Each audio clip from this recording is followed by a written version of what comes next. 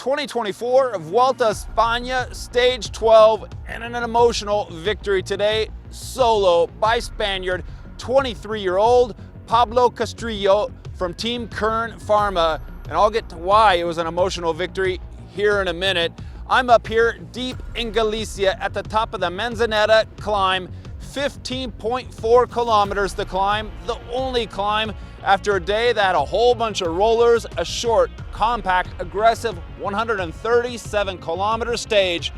We saw a group of 10 riders form after a few different attacks that included Canadian champion Michael Woods, also Belgian star Wout van Aert, who already claimed 3 stages so far in this Vuelta España. His team leader, Sepp Kuss, has now switched from GC after winning last year's overall in the 2023 Vuelta España to gunning for stages. It wouldn't be today for Team Visma and many of the other teams.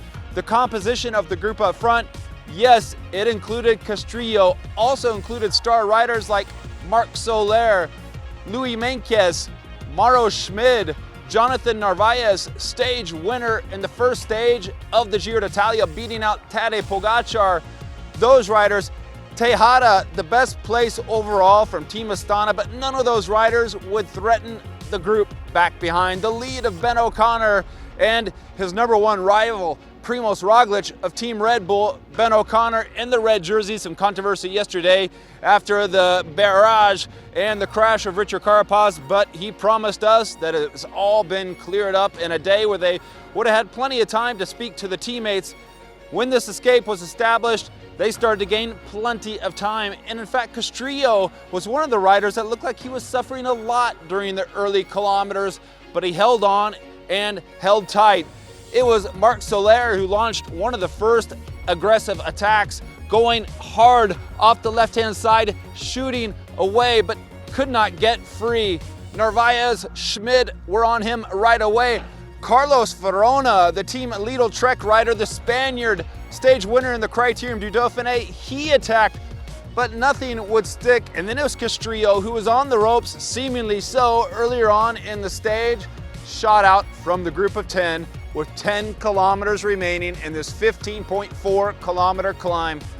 Well, a lot of us at the finish line didn't think he had a chance. Remember, this is a second division team racing among the greats, the World Tour teams like Primoz Roglic's Red Bull Bora Hansgrohe team and the UAE Team Emirates team with Adam Yates, but he seemingly was making it stick. And as the kilometers ticked by, it seemed more and more he would have a shot of victory. The group behind, they weren't contesting the stage victory today. They were some 8 minutes back when the climb started, and by the time the climbing was done on the day, they were 6 minutes back, led home by Matthias Skilmos. The day, no attacks on the GC. Ben O'Connor said that he thought everybody wanted to hold fire for the next hard days to come. Castrillo didn't have it easy. We saw in the final kilometer his gap was falling. He was rocking and rolling on the bike, truly suffering. But you know how it is in cycling. The riders behind don't cooperate, and had they cooperated, they probably could have pulled him back easily. It was Max Poole, the British rider, who was very aggressive and trying to do the best he could to pull back Castrillo. Also Marc Soler and Narvaez fighting to get up to the finish line. Soler, Narvaez, but Poole marching up towards the finish line as we saw Castrillo beginning to try to celebrate. Max Poole coming closer and closer, but unable to do so, finishing 8 seconds behind Castrillo. Spoke with Max Poole there at the finish line. The Brit super upset despite being 21 years old. It shows the hunger that some of these young cyclists have to pull off victory. Now let's focus over on the Kern Pharma rider and how massive this is. As I mentioned, Wildcar's second division team racing in the Vuelta España on invitation and marking their first victory in the Vuelta España, which is massive for a Spanish team, and the first victory for our man Castrillo, 23-year-old, and the first victory, well, it couldn't come at a better place in his home Grand Tour, the Vuelta España. And some sad news, because overnight we heard the news of the founder of the team, Manolo Azcona, who had passed away on Wednesday due to some illness he'd been suffering with. And yes, the team was emotional when we saw them here at the finish line.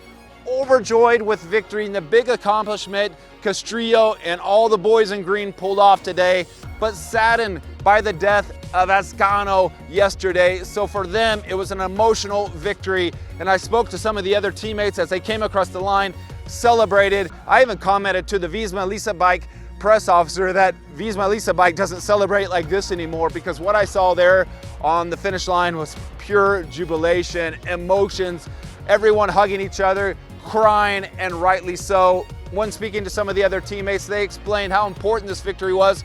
And back in the gruppetto, those final kilometers, they were leaning into the team car, watching the screen on the TV to see their teammate Castrillo pull off victory in the 2024 Vuelta España Stage 12. Huge victory out for the day for Team Kern Pharma and Castrillo.